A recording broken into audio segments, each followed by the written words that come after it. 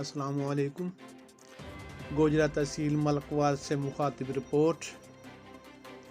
हर दिल अजीज़ हंसमुख नदार बहादुर मारूफ सियासी और समाजी शख्सियत फलक शेर पठान का आप रुकन और उसका ड्राइवर मुनव्वर वल्द ख्वाजा रस्म फातह खानी और ख़त्म कुल शरीफ से वापसी मौदा रुकन घर आ रहे थे।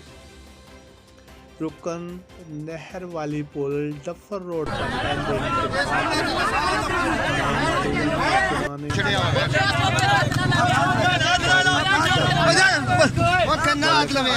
भाई पीछे हो जाओ भाई नहीं पीछे हो जाओ।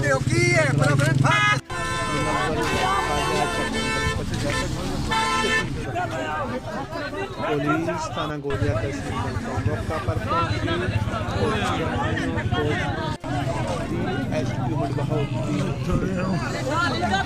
ड्राइवर मुनव्वर जाँ बहक हो गया, जबकि फलक शेर पठान का रुकन शदीद जख्मी हालत में DHQ मंडी बहाउद्दीन दाखिल।